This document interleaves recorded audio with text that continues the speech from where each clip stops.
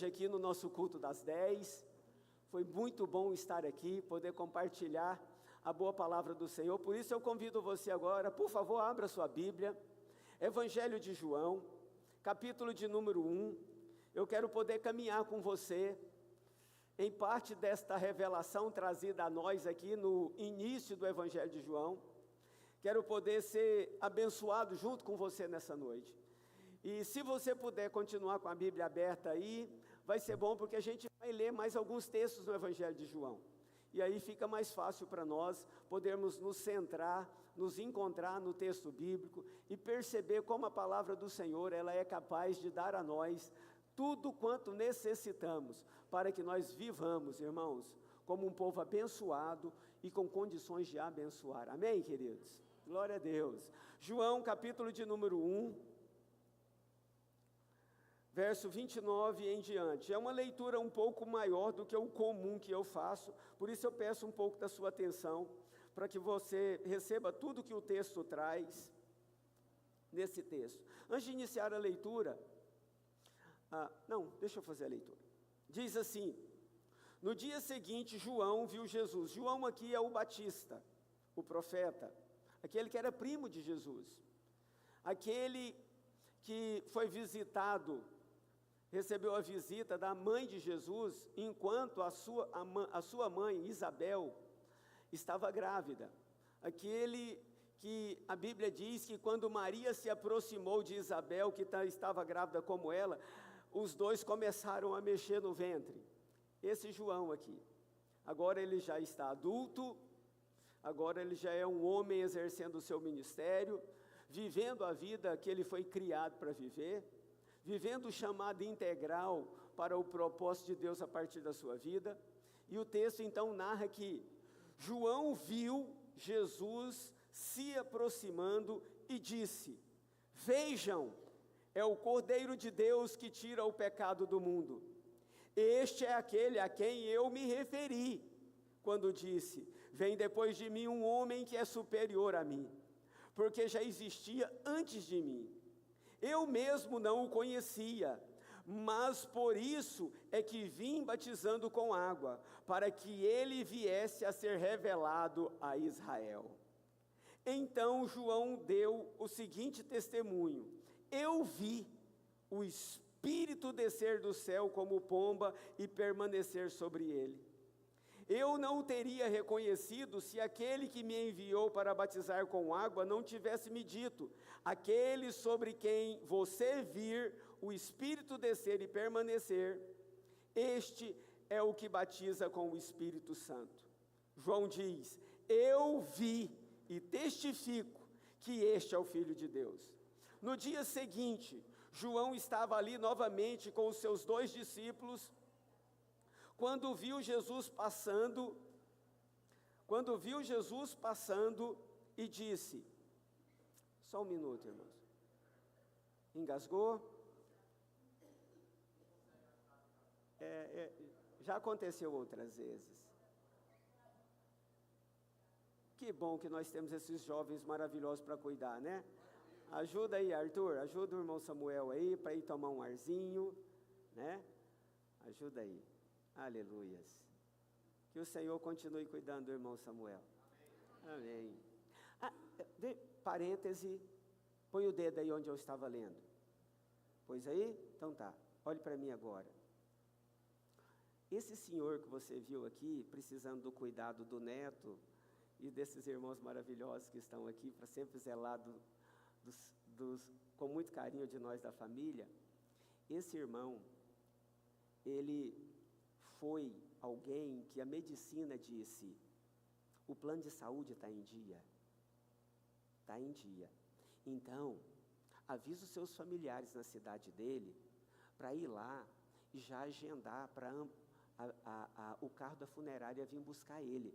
Pouquinhas horas que ele vai estar aqui entre nós. Então, se vocês já quiserem adiantar, porque vocês estão internados com ele numa cidade longe da cidade dele, se vocês já quiserem adiantar o expediente para ficar mais fácil para a família, então já comunica. E assim o irmão Jair, que é pai do Arthur, o neto, foi com a sua esposa, a irmã Célia, para a funerária dar os andamentos em tudo que precisava dar de andamento para que o velório do irmão Samuel acontecesse ainda naquela noite. Só que, não, né, irmãos?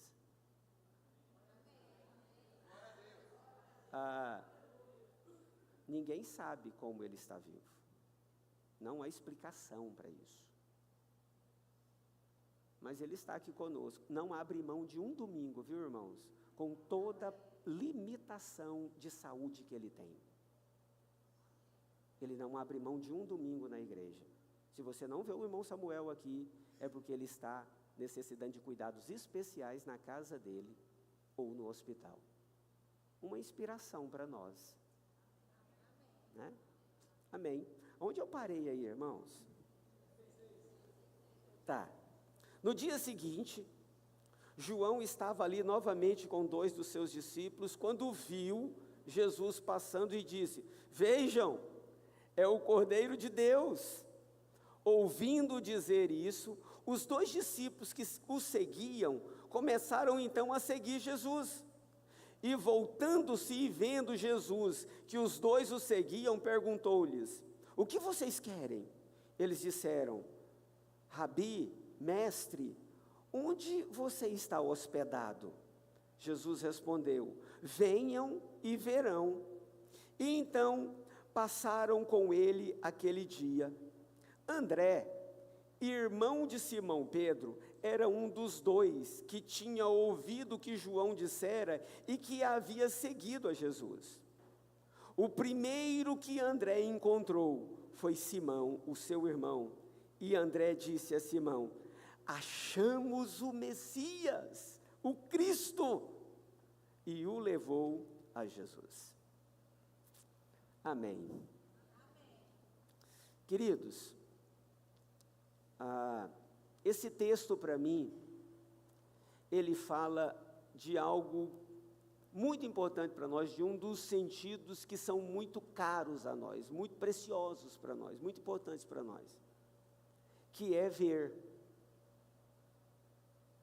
Em cada um dos momentos que eu li nesse texto, uma palavra que se referia ao potencial de enxergar, de ver, eu fiz num tom diferente.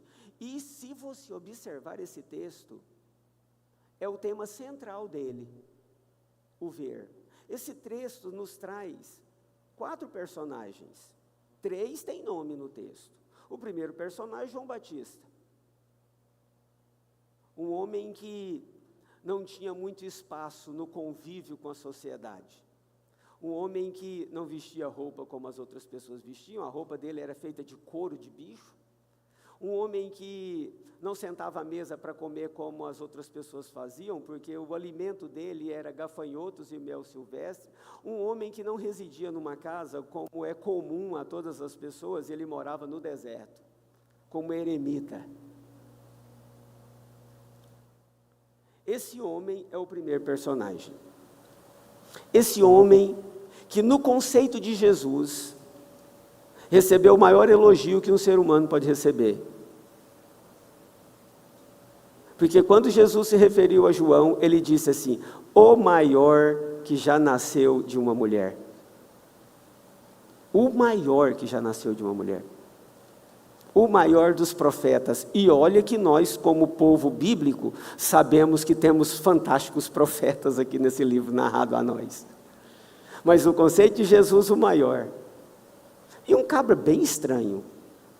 Acredito que se ele tivesse vivido nos nossos dias, talvez nenhum de nós fôssemos amigos dele. E quem sabe, nós educaríamos os nossos filhos para que, sempre que visse aquele homem estranho, nunca se aproximar. É o primeiro personagem do texto narrado. O segundo personagem do texto narrado, e nós temos o nome, é Jesus. Jesus não requer apresentação, né, irmãos? Jesus é autoapresentável. Nós já sabemos tanto e tanto sobre Jesus. Talvez seja aquele de quem mais temos informação, né? Nós prezamos muito conhecer Jesus, a sua história, prezamos muito o que ele ensinou e deixou para nós como um legado para uma vida transformada. E aí nós temos também nesse texto 2 discípulos. Um dos discípulos nós não temos a informação sobre o nome dele, mas um outro discípulo nós temos informação sobre o nome dele, e o nome dele é André. E esse André, que teve um encontro com Jesus, ele depois se encontrou com seu irmão Pedro, para que Pedro também pudesse ver o que ele tinha visto. Esse texto, toda a narrativa desse texto, é resultado do que alguém enxergou. E eu acredito que a nossa vida é escrita por aquilo que enxergamos. João viu Jesus. João apontou para Jesus e os discípulos viram Jesus. Jesus viu os discípulos. Tudo aqui é gente vendo. E nessa noite eu quero conversar com você sobre o que nós estamos vendo. Jesus falou que pela árvore se conhece o fruto. Não adianta nós querermos tapear a história, porque a história revela o fruto da nossa vida, e o fruto da nossa vida revela aquilo que nós miramos no nosso olho, porque a nossa vida é dirigida pelo que nós enxergamos. A palavra do Senhor em João, no capítulo de número 9, verso de número 4, diz assim, preste atenção nessa declaração, João 9, verso de número 4. Enquanto é dia,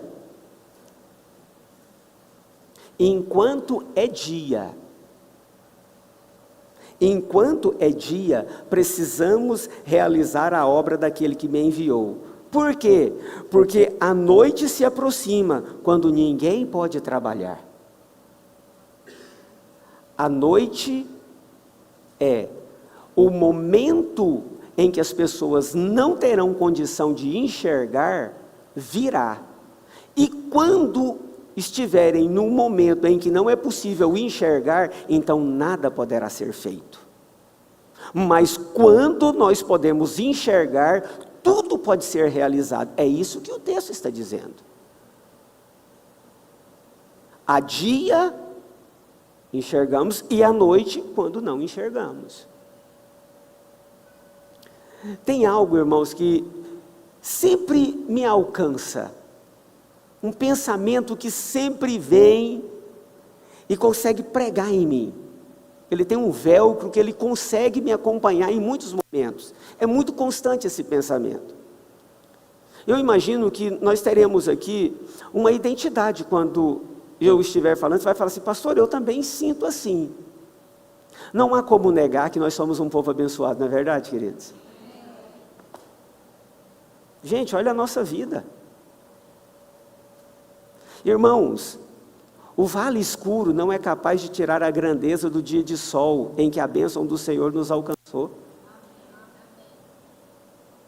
E mesmo enquanto caminhamos no vale escuro, nós percebemos um cuidado supridor, sustentador, alentador, um cuidado paternal de Deus nos amparando naqueles momentos em que pode ser que o desespero nos visita, nos roubando toda a capacidade, e ali a gente percebe Deus com a gente.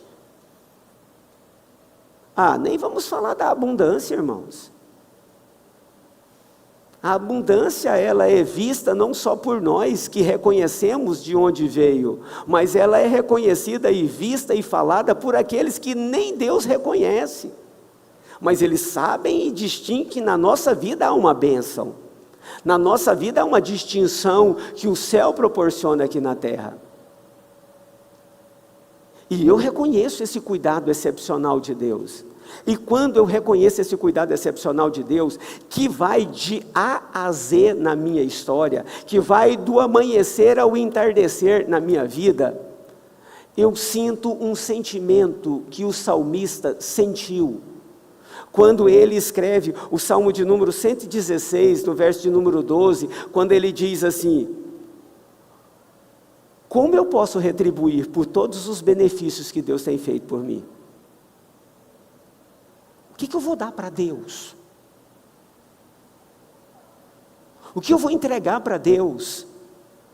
Dizendo assim, olha, isso aqui é na medida do que o Senhor tem trazido a mim. É a minha oferta de gratidão proporcional ao que o Senhor tem feito. O que que eu vou dar para Deus? Quando eu olho e vejo a minha vida recebendo tanto, o que eu vou oferecer para o Senhor? O que eu poderia oferecer pelo benefício que Ele tem me dado? Vamos pensar na vida financeira.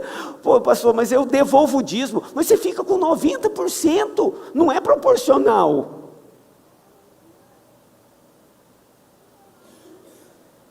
A abundância ficou. Ele nos dá a vida, nós envelhecemos, mas olha a qualidade com que Deus nos permite viver a vida. Eu não sei você, irmãos, eu me constranjo quando eu começo a pensar sobre essas coisas. Porque eu não dou conta de achar um presente para me dar para Deus, dizendo assim, Senhor, esse presente aqui representa a minha gratidão por tudo que o Senhor tem feito por mim. Eu não consigo, irmãos. Aí a gente pode falar, não, mas dou a vida. Mas já não é dele.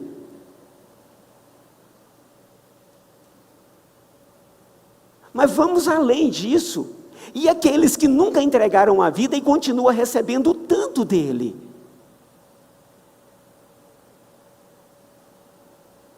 O salmista, no Salmo 103, ele diz assim, olha, eu vou bendizer o Senhor com a minha alma, e eu não me esquecerei de nenhuma das tuas bênçãos. Há essa gratidão no meu coração, eu creio que essa gratidão no nosso coração nessa noite, amém, irmãos? Nós bendizemos o Senhor, é por isso que a gente não fala mal de Deus.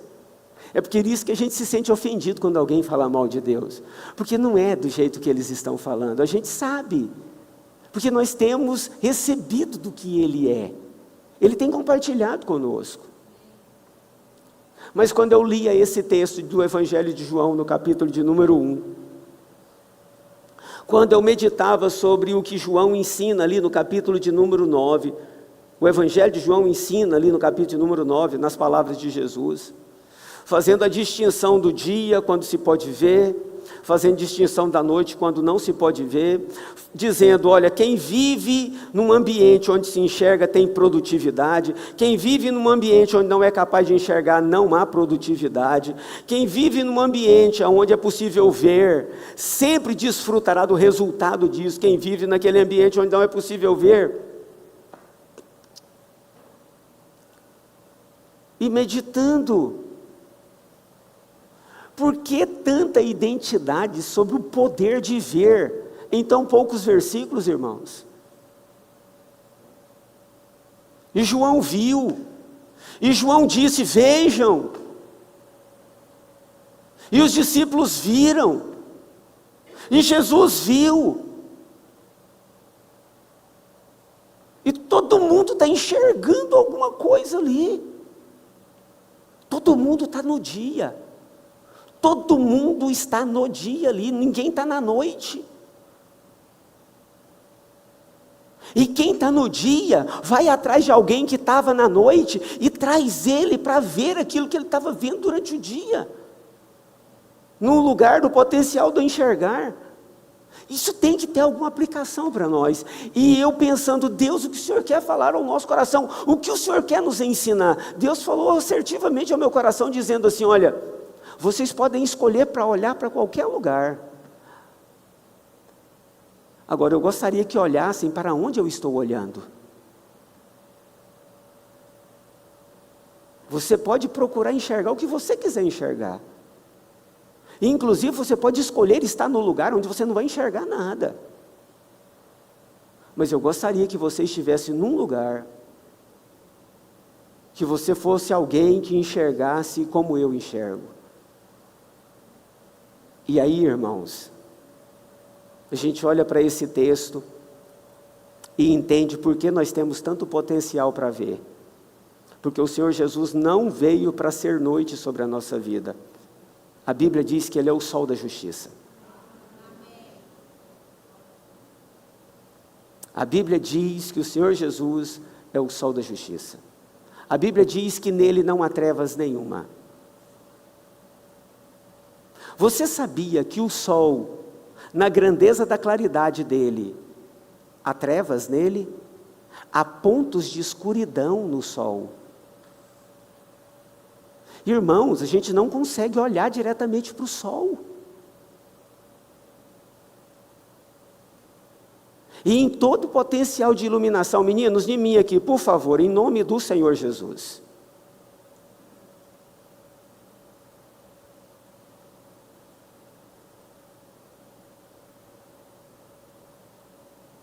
Estou falando sobre luz e trevas. Só pode enxergar quem escolhe a luz. E me diga com quem tu andas, que eu te direi quem tu és. Amém?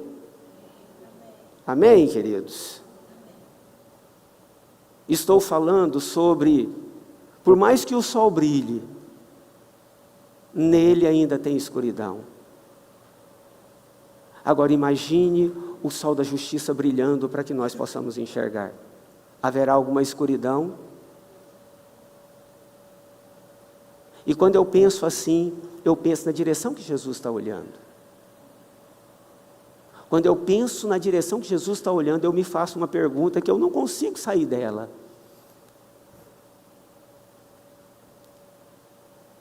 E qual é a direção que eu estou olhando? O que eu estou enxergando? Porque é segundo o que eu enxergo as decisões que eu tomo. Por exemplo, um dia eu me converti, irmãos. Eu tinha 21 anos de idade. Eu me converti numa época muito negra na minha vida. Num momento muito escuro da minha vida. Eu era uma pessoa desequilibrada em todos os aspectos da minha vida. Sabe qual foi uma das primeiras decisões que eu tomei? Eu escolhi andar com quem andava na luz, porque eu sabia muito bem o que era andar com quem andava nas trevas. Eu conhecia o resultado das trevas. Eu tomei uma decisão, eu preciso andar com aqueles que enxergam, e que enxergam aquilo que pode lhes fazer tomar decisões melhores. Porque eu me lembrava de alguns dos meus amigos, e eles não estavam mais ali, eles já tinham sido enterrados por suas famílias. E eu nem no velório ia, porque não tinha como eu ir no velório deles. Eu pensei, gente, eu posso escolher andar guiado por aquilo que eu vejo, sustentado pela luz que clareia, ou eu posso escolher estar num lugar onde só as trevas dominam e eu não serei capaz de ter lucidez para tomar uma única decisão.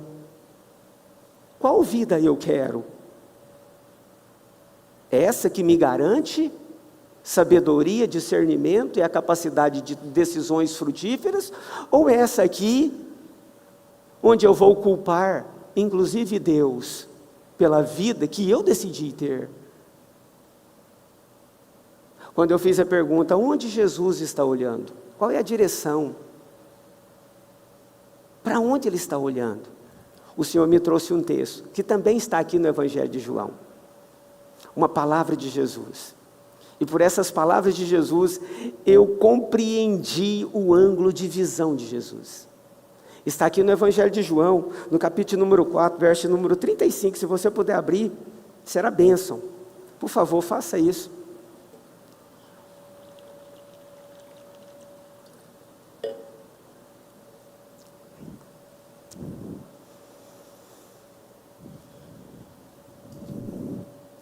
João 4,35. Aqui eu tive a resposta da minha pergunta: para onde Jesus está olhando? Eu espero que você tenha também essa resposta com muita clareza. Orei muito para que você tenha essa resposta com muita clareza nessa noite. João 4,35 diz assim: vocês não dizem, daqui a 4 meses haverá a colheita? Ou daqui a 4 meses haverá a colheita? Eu lhes digo, abram os olhos e vejam os campos. Eles estão maduros para a colheita. No coração de vocês há incerteza sobre a colheita e pode ser que seja daqui a 4 meses, 120 dias. Mas se vocês abrirem os olhos e verem, vocês não viverão na expectativa do tempo. Vocês usufruirão do benefício do momento. escolher a luz para dar o potencial de ver, nos faz viver todas as bênçãos que estão prontas para nós. Deixa eu pensar com você. Aqui Jesus, ele foi para o agro, né? Olhe para o campo e veja, está tudo pronto para ser colhido. Nós entendemos perfeitamente isso, porque nós somos da roça, né, irmãos? Nós estamos aqui no interiorzão de Goiás, nessa cidadezinha tão pequena, mas tão agradável, tão maravilhosa. Tá, mas nós estamos aqui rodeados por tudo aquilo que representa colheita. Deixa eu pensar com você sobre algo. Pense comigo. Todas as semanas, pelo menos uma vez por semana, nós vamos numa frutaria, não é verdade? Ou numa feira. E a gente vai ali com a pretensão de levar para casa frutos que foram colhidos. Tudo que temos ali foi colhido. Tudo que temos ali é resultado de alguém ter entendido a estação e, entendendo a estação, cumpriu com a responsabilidade que devia cumprir e trouxe para que a nossa mesa fosse farta. Tudo que nós temos ali está nessa perspectiva. Agora, imagine comigo, você vai essa semana na frutaria, chega lá e olha para todas as bancas e todos os cestos e eles estão todos vazios. Aí você olha, vê aquele negócio estranho e pensa, puxa, amanhã eu volto. E você volta amanhã, e você volta depois, e você volta na próxima semana. E você percebe que não é algo que aconteceu só naquele lugar onde você frequentemente adquire. É algo que está comum em todos os outros lugares, todas as bancas estão sem os frutos. Por quê? Pelo simples fato, os frutos não foram colhidos. E aí você liga a televisão para tentar entender alguma coisa, e você se depara com uma notícia na televisão dizendo assim, os coletores fizeram greve. Todos que têm a responsabilidade de colher frutos, tiraram 60 dias de folga, por um simples fato. Há 15 anos, 20 anos, 30 anos, eles trabalham sem uma única folga. Todos os dias. Eu pastorei ovelhas que lidam com horta. Levantam tarde, quando levantam 5 horas da manhã. Levantam comumente antes desse horário. Param cedo, quando param 6 horas da tarde. Normalmente, param depois das 6 da tarde. Feriado, eles não sabem o que significa essa palavra. Domingo não tem conotação nenhuma com o final de semana para eles. Domingo é apenas mais um dia da semana, onde se faz tudo aquilo que se faz em todos os outros dias para que se colha a produção. E aqueles que então trabalham para colher os frutos, eles falam, nós resolvemos parar, a gente está cansado. Todos esses anos trabalhando todos os dias, de sol a sol, e a gente entendeu que vai ficar 60 dias sem fazer isso. E depois da entrevista com os coletores, aí a repórter passa a câmera para a plantação, e não tem nenhum fruto na plantação. Porque as plantas também resolveram fazer com que elas pudessem descansar 60 dias, então não tem nada para ser colhido. Não, meus irmãos, a câmera vai para a plantação e a plantação está cheia de frutos. Porque a planta não para de colher, de dar o fruto porque alguém não colheu. Ela continua dando o fruto. E a câmera vem para o pé da planta e vê inúmeros frutos apodrecendo no chão. O repórter olha para a câmera e diz para nós que está do outro lado, vocês não entendem o mau cheiro que está aqui, porque nós estamos aqui com cheiro de morte. Todas essas frutas, todos esses frutos aqui estão podres e está muito ruim esse lugar aqui. Nós que, no início da reportagem, ouvindo os coletores dizer, tem 20 anos que a gente nunca parou de trabalhar, a gente fala assim, gente, eles têm razão, dá para nós ficar 60 dias sem comer. Dá, a gente consegue ficar 60 dias sem comer um tomate, sem chupar uma laranja, a gente consegue. Ué. Eles também precisam descansar mesmo. Mas a nossa capacidade de empatia vai terminar quando a câmera voltar-se e mostrar para nós a quantidade de frutas e frutos que estão perdidos e apodrecidos no chão. E no mesmo sentimento que nós falamos, não, eles têm razão, vamos falar assim, eles não podiam deixar disso acontecer. Olha quanta coisa está se perdendo. Olha o quanto bem isso tudo podia fazer e não está sendo usado para o benefício de ninguém. E nós ficaríamos indignados, nós contrataríamos um advogado, ele entraria nas esferas, e por ser um negócio tão comovente na população, iria direto para o Supremo, os juízes do Supremo iam fazer uma exceção e julgaria e diria, olha, nós concordamos com a sociedade, os coletores precisam colher os frutos que estão prontos para serem colhidos. Tá, depois nós vamos verificar sobre essa questão que vocês estão falando aí, de trabalhar de sol a sol por tantos anos. Mas uma coisa, nós não podemos permitir os frutos se perderem. E o juiz então manda e determina em juízo que os coletores devem voltar ao trabalho, e a pessoa que vai levar ali essa ordem chega e diz assim, olha, vocês devem escolher, ou vocês voltam para o trabalho, ou nós vamos entregar você para os atormentadores, vocês serão presos, e vão viver debaixo de grande tormento, por não fazerem aquilo que vocês deveriam estar fazendo. E aí nós iríamos ver as pessoas seguindo na direção das lavouras para colher, cada um colher o fruto que deveria colher. E nós todo mundo iríamos aplaudir e falar, puxa vida, que bom, que bom, que bom, que bom. Que bom que agora todos os frutos que estão prontos para serem colhidos, serão colhidos, não vai haver mais desperdício, não vai haver mais mau cheiro, não vai haver mais aquele sentimento de morte. Que bom, todos nós aplaudiríamos, entraríamos nos nossos carros, colocaríamos bandeiras e sairíamos em buzinaços pelas cidades e celebraríamos.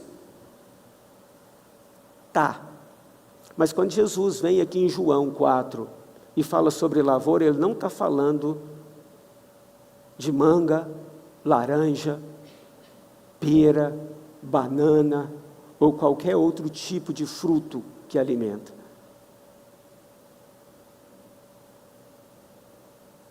E os trabalhadores aqui não são trabalhadores de lavouras comuns.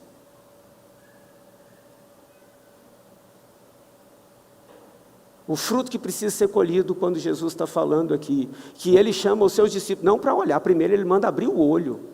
Abra o seu olho, tire a escuridão, olho fechado é escuridão, escuro você não enxerga nada, abra o olho, vem para a luz, abra o olho e veja, está aí, pronto. E ele se referia a quê, queridos? Ele se referia ao que eu e você fomos um dia, um fruto que precisava que alguém fosse usado por Deus para ir lá colher.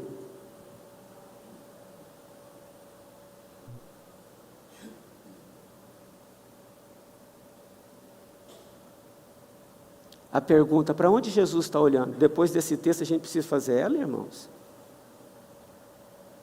Qual é a direção do olhar de Jesus?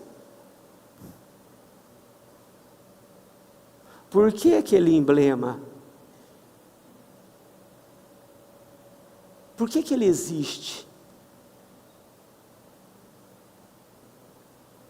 Porque ele foi sustentado por um sentimento que dizia assim, a minha comida consiste em fazer a vontade do meu Pai. E quando alguém muito bem intencionado pegou uma espada e falou, ninguém prende o Senhor. Jesus olhou e falou assim, deixa eu te falar, se eu quiser, eu peço ao meu Pai agora e Ele vai mandar miríades e miríades, milhares, milhares e milhares e milhares e milhares de anjos para me proteger. Mas eu escolhi ser coletor. Eu escolhi não ser alguém que só vê o campo que está pronto para ser colhido, mas que se entrega para pavimentar uma estrutura que proporcionar a todos que enxergarem como eu enxergo, chegar lá e colher o fruto.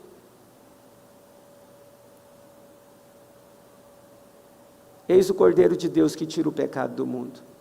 O que João Batista estava dizendo é, ali está aquele que reside a paz e a esperança. Está aí, ó. Quem quiser paz e esperança é só seguir Ele.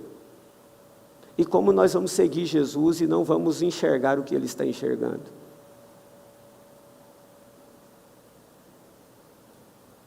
Como nós vamos seguir Jesus e não nos submetermos ao ângulo de visão de Jesus? Queridos, deixa eu dizer algo para você. Por favor, não fale mais para mim que você merece alguma coisa. Porque eu mereço descansar. Eu mereço pensar em mim. O céu não é o lugar do merecimento. Se você se acha merecedor de alguma coisa, cuidado, porque o céu pode não ser o seu lugar de eternidade. Porque Ele veio para os que estavam mortos nos seus delitos e pecados. Ele nos deu vida quando nós estávamos mortos. Ele veio e nos amou quando nós éramos inimigos dEle. Eu vou dizer algo, irmãos, já está me embrulhando o estômago essa geração que acha que merece. Não, irmãos, merece é o fruto ser colhido. Não é o trabalhador se dizer digno daquele feriado. Eu não sei quanto a você, mas eu, e inclusive alguns que nem creem em Deus, têm a plena convicção que está se encerrando a nossa jornada aqui. Jesus está voltando. E qual vai ser a postura nossa na volta de Jesus? Ele vai nos encontrar nesse lugar onde a gente não enxerga nada, porque não abrimos o olho para ver como Ele vê, ou Ele nos encontrará nesse lugar onde nós enxergamos tudo, e daqui nos movemos para o lugar onde os frutos estão prontos para serem colhidos, e estaremos ali para colher esses frutos. Irmãos, olhem ao seu redor e vejam quantas cadeiras vazias. O que você pensa quando essas cadeiras estão vazias aí? Por que você acha que essa igreja promove cadeiras vazias nesse ambiente? Você se lembra, alguns meses atrás, quando não tínhamos nenhuma cadeira vazia num culto da noite? E você não tinha condição de convidar uma única pessoa para vir para o culto, porque você convidaria e teria certeza que essa pessoa talvez não tivesse lugar para se sentar. Você nem convidava. Um ambiente profundamente lotado. Por que você acha que essa igreja é gerida para abrir um culto às 10 horas da manhã e termos cadeiras vazias no culto das 18 e no culto das 10? É para tirar o argumento. Eu não fui colher porque não tinha um cesto para colocar. Essa cadeira vazia do seu lado, aí é um cesto para você colocar o fruto que você deve colher. É bem verdade que eu esperava mais do que esses amém. Porque aquele irmão que não entende isso, eu concluo contando uma parábola. Jesus disse assim: determinado dia, um homem tinha uma dívida impagável, era impagável, era milhões. E ele foi até o seu credor e falou assim: olha, eu não tenho condições de te pagar. Eu não tenho condições de te pagar. O que você pode fazer por mim? O credor olhou para ele e falou assim: olha, deixa eu te falar, você está perdoado, cara. Você não me deve mais nada, não. Você não me deve nada. Pode ir em paz para casa. Mesmo, pode ir para casa. Vá em paz, vá aproveitar sua esposa, vá aproveitar os seus filhos, vá tomar decisões melhores por aí, para que nunca aconteça de novo. Vá, você está abençoado. E esse homem saiu do escritório. E ele pisou na calçada, e quando ele pisou na calçada, ele encontrou alguém que devia para ele uma mixaria. Menos do que um dia de trabalho de um funcionário que ganha menos. E aquele homem olhou e viu aquele, pegou no colarinho dele e falou assim: me pague, você me deve, me pague, eu não suporto mais pensar que você me deve e você não me paga. E a Bíblia diz que aquele homem que estava ali falou assim: eu vou pegar sua mulher e seus filhos para pagar sua dívida. Alguém que tinha presenciado esse momento, também estava presenciando aquele momento. Esse alguém, testemunha dos momentos, veio aqui e falou assim: você se lembra daquele homem que você perdoou aquela dívida impagável? Sim, ué, como me esquecerei? Pois é, ele está ali na calçada, na porta da sua casa, pisando na garganta de alguém que devia para ele menos do que um dia de trabalho de um trabalhador comum. Como? Vá lá e traga ele para mim. Vem aqui que ele quer falar de novo com você. Como assim? Eu perdoei você da sua dívida e você não foi capaz de perdoar aquele daquela dívida? Não existe mais espaço para pedido de desculpas, não tem mais como haver pedido de desculpas. Chame os torturadores, porque eu vou entregar você agora para os torturadores, verdugos em algumas bíblias, é a personificação dos demônios.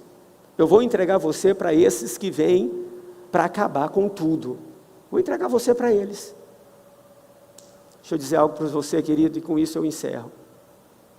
O que você recebeu em Deus, se o que eu recebi em Deus e o que nós recebemos em Deus não nos mover para o que eu vou fazer para retribuir o que o Senhor fez por mim, olhe para onde eu estou olhando e faça o que eu estou pedindo.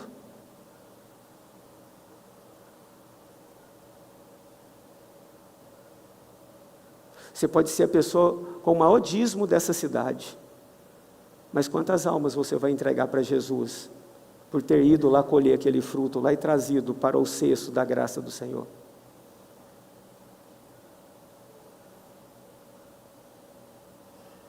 Você pode se tornar a pessoa mais usada por Deus num ambiente assim, para impor as mãos e curar as pessoas de todos os males. Mas naquele dia não será nada disso que vai contar. Fazemos isso por obediência, mas o que conta é o fruto. Naquele dia, quais os frutos que nós vamos ter colhidos, ao invés deles terem caído e apodrecido? Eu não consigo imaginar, irmãos, que alguém que é discípulo de Jesus não entre na lavoura que Jesus entrou para nos dar a vida eterna, para que seja um instrumento para que vidas possam encontrar com a vida eterna. Eu não consigo entender que alguém que recebeu o tamanho perdão não é capaz de se compadecer com outros que precisam de perdão. Mas é basicamente isso que eu percebo em muitos cristãos. Eles não se preocupam. Aliás, eles dizem, aquele lá vai para o inferno. Gente, ele sabe o fruto, ele sabe o endereço do fruto, e ele não consegue ir lá colher o fruto. Ele só consegue dizer, aquele fruto vai cair e vai apodrecer. Eu não consigo alguém assim ouvir de Jesus naquele grande, lindo, maravilhoso dia, para poder entrar para aquele lugar onde as ruas são de ouro, irmãos. As ruas são de ouro. Eu não consigo imaginar que Jesus vai dizer para alguém assim, dizendo, ô servo bom e fiel, entra. Eu não consigo imaginar isso, irmãos.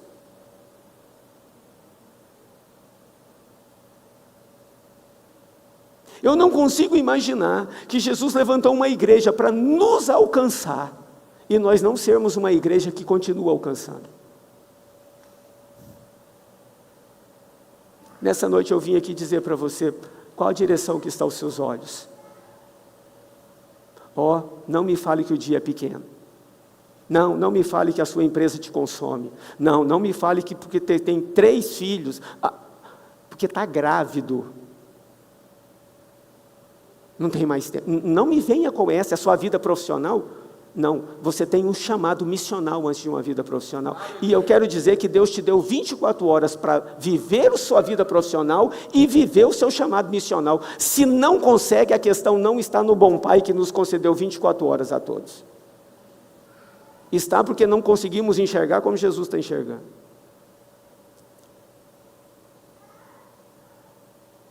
Eu quero orar com os irmãos. E deixa eu dizer algo para você, antes de você fechar os seus olhos para nós orarmos. Olhe para mim aqui. Eu não vim aqui nessa noite colocar um peso sobre você. Eu vim aqui nessa noite tirar o peso de sobre você. Porque ser discípulo de Jesus é melhor do que ser discípulo de João Batista.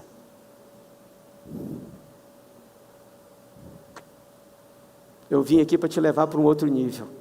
Nessa noite o Senhor está me usando para te conduzir para um novo nível. Um lugar onde você vai enxergar num outro ângulo. Você vai sair do batismo com água para o batismo com o Espírito Santo.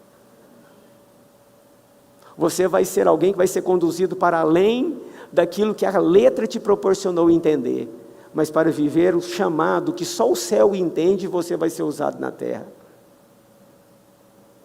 Eu quero orar com você. Se você puder